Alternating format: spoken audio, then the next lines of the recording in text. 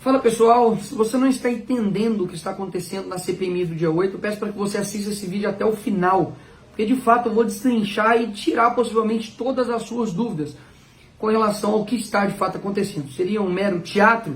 Seria uma perda de tempo? Estamos enxugando gelo? Enfim, eu vou responder isso para você. Basicamente hoje o que aconteceu? Diversos requerimentos seriam aprovados em bloco e nós estávamos dispostos a votar em tudo, até mesmo porque todo tipo de requerimento que busca uma investigação, a gente quer que seja votado, porque a gente não tem investigado de estimação. Mas a gente pediu para poder retirar o item 96, que dizia a respeito de investigar ali, ter uma quebra de sigilo ali no celular do Bolsonaro, de familiares e assessores, por conta da suposta fraude no cartão de vacinação. Ou seja, não há pertinência temática nisso. E, de acordo com o parágrafo 3º do artigo 53 ou 58 da Constituição, diz que não pode ter esse tipo, deve ter a pertinência temática nesse requerimento. Então a gente fez um destaque, pediu isso, mas foi indeferido. E o que a esquerda fez?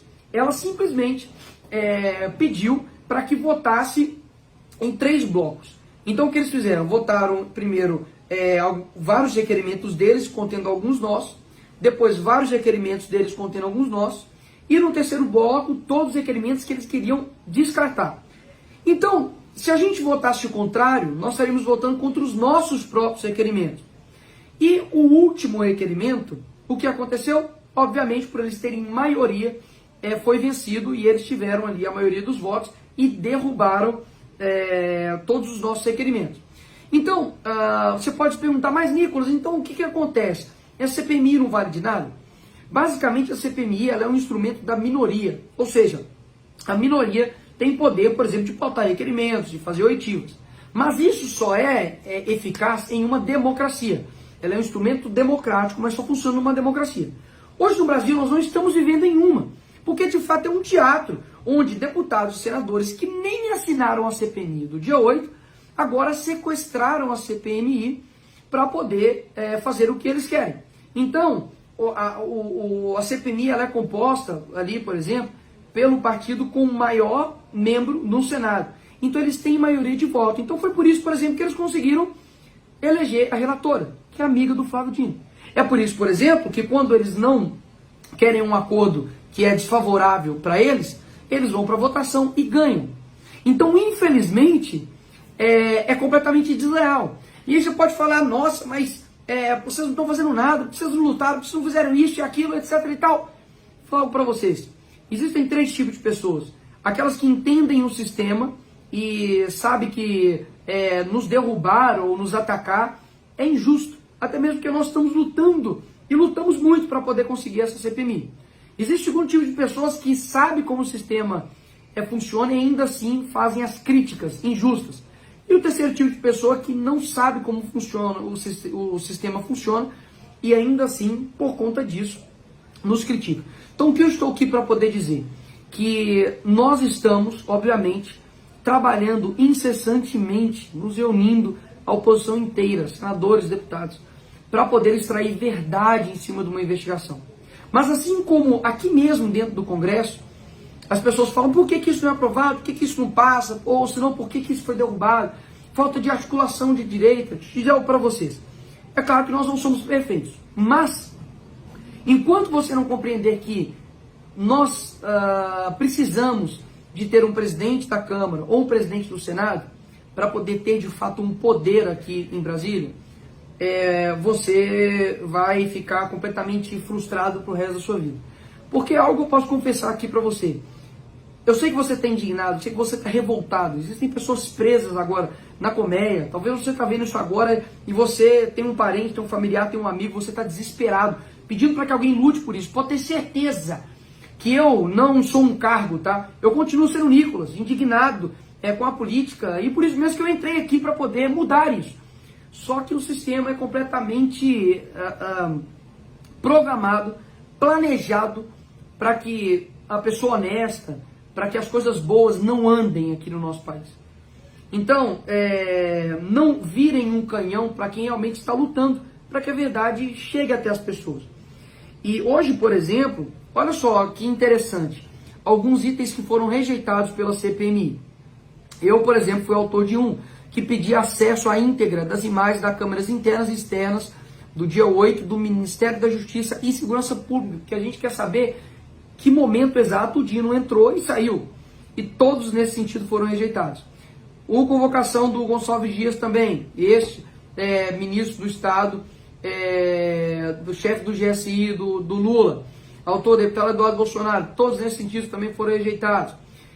Convocação do diretor adjunto da BIM, também foi rejeitado, todos nesse sentido. Convocação do Flávio Dino, todos também foram rejeitados nesse sentido.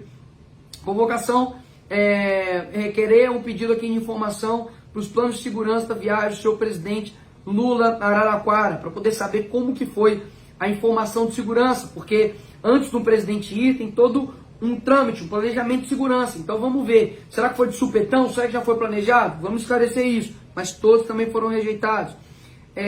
Com relação aqui ao requerimento aqui da Damares, que basicamente, olha que absurdo isso, requeria à Polícia Federal para o nome e endereço do contato servidor da Polícia Federal que coordenou no terreno a operação de prisão de manifestantes perto ali do quartel-general do Exército.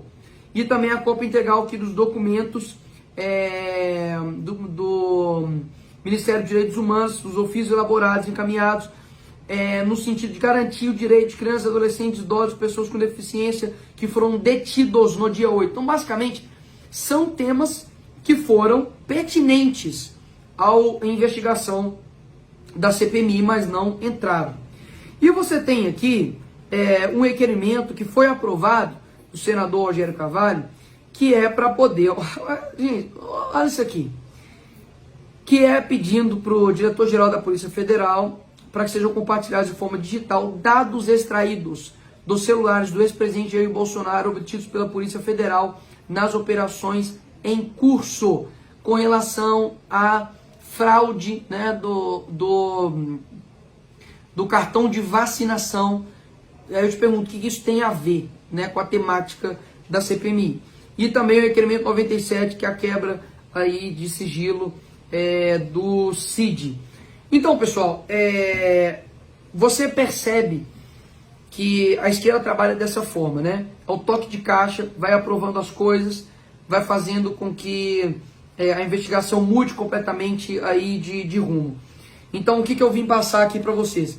Que a minha esperança, de fato, é de que assim como na CPI dos Correios, lá em 2013, onde depois de vários depoimentos, de várias deslizadas, a verdade foi mostrada. E a pressão popular foi tão grande que fez com que os deputados que anteriormente votavam contrários começassem a votar a favor. E isso desencadeou diversas condenações de políticos corruptos. Então essa é a minha primeira esperança. E eles vão utilizar. Nós vamos ter convocações, a gente vai ter acariações, que chama-se dois ao mesmo tempo. Pode chamar aí, por exemplo, o Gonçalves, o G. Dias, e chama, por exemplo, o Dino. A gente vai ter isso na CPMI. A gente, inclusive, pode pedir esses mesmos requerimentos para a próxima reunião. Ou seja, não vou desistir. Obviamente, a gente perde batalhas durante uma guerra. Mas eu creio, eu espero, de que eles irão utilizar. A verdade vai ser mostrada. Sabe, eu sei que a gente vai insistir para poder ter, por exemplo, as imagens ali do Congresso Nacional, do Planalto, do STF, enfim, dos locais ali que foram invadidos. Então, esse é o resumo do que está acontecendo. Eu tenho esclarecido para várias pessoas o nosso trabalho aqui, tanto senadores quanto deputados. E saibam que eu não reclamo nenhum dia por eu estar aqui trabalhando em prol disso. Mas o que eu tenho que pedir para vocês é que muitos, né, pedem para que nós, direita, sejamos unidos aqui como políticos, mas eu peço também para que vocês sejam unidos daí conosco, para que a gente realmente consiga focar no nosso inimigo, que de fato está aí, à nossa frente, e não quem de fato está aqui na linha de batalha, trabalhando e lutando para que a verdade seja esclarecida, tá? Um abraço aí para todos vocês e continuamos aí marchando.